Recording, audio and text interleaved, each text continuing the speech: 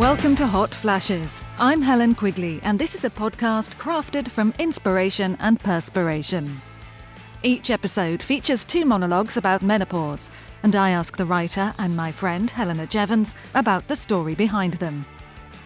In this episode, coinciding with the week of International Women's Day, there are 2 juxtaposing monologues about hormones. Whether you have too many or too few, there's a good chance they'll cause havoc or devastation. Sometimes it's both. Bhavnisha Palmer performs the sobering monologue Not the Same Clock as a young woman who senses the growing isolation from her peer group as she learns she's entered an irreversible early menopause.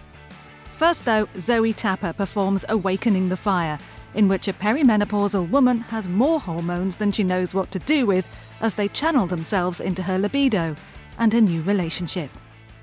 Awakening the Fire is a woman who discovers, hang on a minute, what's all of this nonsense about libido fading away?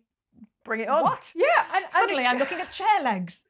This is really interesting. I've had such great conversations about this. And obviously, in my late 20s, I ran a sex toy company. I had lots of very deep conversations with my friends about sex toys and, sexual exploration and stuff. And then that's come round again at this stage in our lives. Building test models out of Lego. Building test models. Other childhood building materials are available.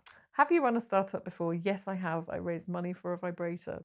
So, sex seems to go in 2 directions for women at this point. There are obviously the issues, and again, there's more monologues to come about this. There can be issues with, dryness and sensitivity and just not really being able to be bothered to do anything. And then alternatively to that, there are absolutely phases of, I have to have you now, and so this one is very much about, again, somebody just being really surprised at the effect that their hormones can have on them. And I can remember distinctly this happening to me. And honestly, it was like, it wasn't a flush, but it was like something happened hormonally inside me. And I'm like, I am going to take you on the table now. But oh my God, it was like really strong, really strong. And again, that has been described by a lot of women, as many women as it has been described by. It's like, I just can't be bothered. So I think that is worth talking about. I'll tell you something no one told me. Menopause isn't just about things ending. For me, it's been a bit of a rebirth, if I'm honest. A reawakening. Somewhere along the way, I found a part of myself I didn't even know I'd been missing. When I was younger, I was so busy, running after the kids, making ends meet, supporting my husband. Sex, well, it was nice, but it was always just one part of my life. Something you did, like brushing your teeth or having your tea. There wasn't much time to think about it, much less explore it. And then, after the divorce, I thought, well, that's that, isn't it? Romance, intimacy, they've had their day. But, how wrong I was. Because a few years into this, something shifted. With the kids grown and the world a bit quieter, I started to feel in a way I hadn't felt in years. It was like my body woke up saying, don't you dare think we're done yet. Suddenly, I'm aware of myself, of every curve, every touch, every breath. It's like rediscovering an old friend. Now, I know some folks might not want to hear about a woman in her 50s finding her passion, but that's exactly what happened. And it's not just about the physical side, though let's be honest, that's been a very pleasant surprise. It's about feeling whole, feeling alive in ways I didn't know I could. I've learned to touch and be touched, to ask for what I want without blushing or holding back. I've even started exploring parts of myself I'd never thought about. I took a dance class, belly dancing of all things. And there's something about moving my hips and feeling the beat that's so intoxicating. I walk out of there with a fire in my belly, a sense that I'm reclaiming every inch of myself, every spark of desire. I feel like I'm finally giving myself permission. Permission to want, to feel, to explore. All those years I was so busy, being a mother and a wife and a carer, I forgot that I was also a woman. A woman with a heart that still beats strong, with a body that's still so ready for joy.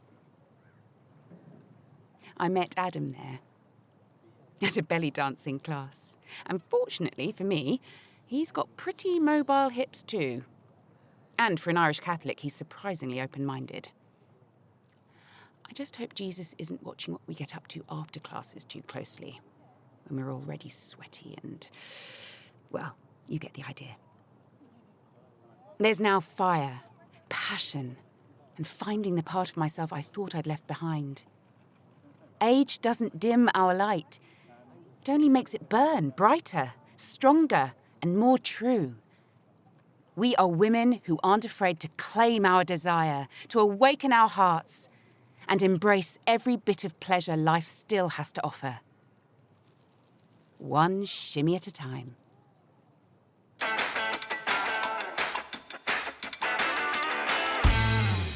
We just heard Zoe Tapper shimmying her way through Awakening the Fire, which is about rampant hormones, reinvigorating the sex life and social life, and was the fun side to a greater extent than the next monologue. This episode is going out in the week of International Women's Day, which is on March the 8th. And we wanted to showcase in particular two different sides of the same coin. So we've had the rampant hormones. Now, this one is the opposite, so tonally and in subject matter. So this is when your hormones bail out early, and it's about early menopause. Now, I remember reading this one and thinking it was very emotional and very impactful. And I had an actor in mind for it, someone who I just worked with recently on an audio drama, and someone I've worked with a few things on in the past. And I sent it to her, and she wrote straight back and went, "This made me cry." And so I messaged you and said, "This has made one of our actors cry." And you said, "No, I'm crying." I'm like, could everyone please stop crying? So it's been recorded by Bhavnisha Palmer. And she sent back the audio going, "I had to stop because I was crying." All the crying. All the crying. Where did this one come from, given that I know, because I know you are not in early menopause. How did this come about? So this one is actually based off a conversation I had with the daughter of a very good friend of mine, who was amazingly vulnerable in talking to me about how she was feeling at her time in life with having already been told that she was experiencing premature menopause and didn't have her own eggs or her own likelihood of having children. And it really just made me think, because I have got a lot of friends in their mid to late 40s who are experiencing menopause, and that's the time you expect to be experiencing menopause. But actually menopause is not commonly, but quite a lot of women experience it for various reasons of other health conditions or complications of other health conditions or knock-on effects of other health conditions or cancer treatment or all sorts of other reasons that women might be knocked into menopause much earlier than you would expect. And so this was about the feeling of sort of being so out of sync with your friendship group in your mid-20s. And in this one, the sense that I wanted to give was that she hasn't necessarily told her friends about it yet. And that sense came from that having something that you know that you haven't yet shared really came to me from my own experiences of miscarriage.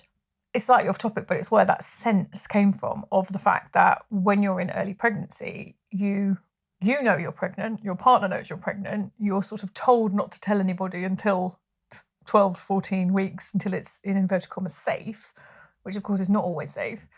But if you have a miscarriage then within that window, you haven't told anybody you're pregnant in the first place. And so then when you have the miscarriage, nobody knows you're pregnant. And so there's no sort of, you're experiencing a loss that no one else even knows was a loss. And so that's absolutely not the same thing as finding out in your mid-20s that you're never going to have children and you're already in menopause. But I distinctly remember that sense of, I've got this thing going on that nobody else was part of the inner circle around. And now I've got this loss that no one else knows about and no one would expect or I hadn't talked about. And so it was a bringing together of two personal experiences of mine, of miscarriage, and this extraordinary conversation that this young woman was prepared to have with me about how she was feeling. And she was in that space of shock. And just to come back to, people are fighting battles that you have no idea they're fighting. So be kind. I was 24 when the doctor told me. Premature ovarian failure. That's the clinical name for it. Doesn't it sound cold? Like a machine breaking down before its warranty expires. You're young, they said, but your ovaries didn't get the memo. At first, I didn't process it. I mean, I was barely out of uni, still figuring out how to make a decent spaghetti bolognese. Babies, that was future me's problem, right? But then the word irreversible sank in.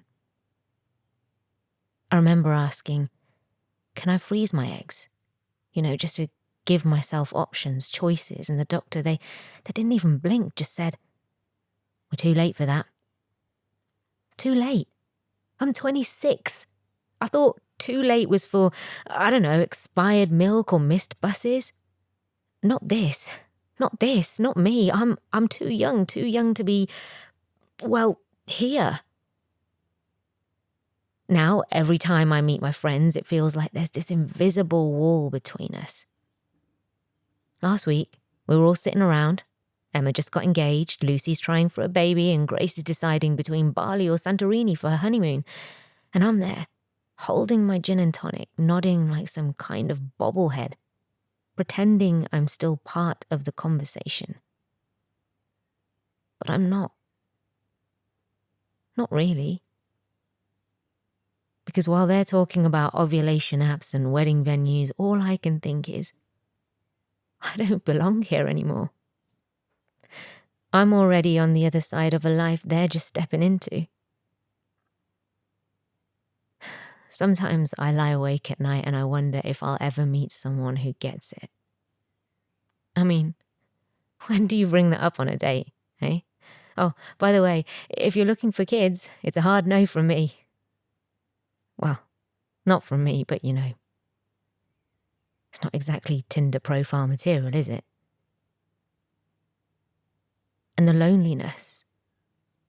It's not just that I feel different, it's that I feel defective. Like I got the short straw in some cosmic lottery. No baby pictures to flood my Instagram, no late night feeds or first steps, just me, always me, and this nagging feeling that I've been left behind by people who don't even know they're leaving me. They say menopause is something you go through. But when it happens at 26, it's not something you go through. It's something you become. I'm trying, to find something to hold on to believe that there's a version of happiness out there for me. One that isn't tied to tiny shoes and bedtime stories, but some days, I wish I could just hit pause. Go back to the part of life where I didn't know. When my body wasn't a constant reminder of everything I'll never have.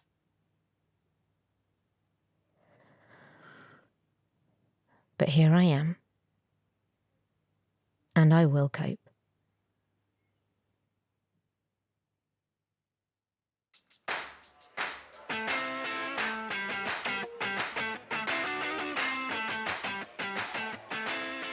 In this episode of Hot Flash's Menopause Monologues, Awakening the Fire was performed by Zoe Tapper, and Not the Same Clock was performed by Bhavni Sharma. For more about events and the podcast, visit hotflashes.info, where you can also buy the actual book of the Menopause Monologues by Helena Jevons. If you are enjoying Hot Flashes, don't forget to like, follow or subscribe wherever you get your podcasts, and maybe even leave us a nice review. Hot Flashes is produced by me, Helen Quigley, and is a Soundliness production.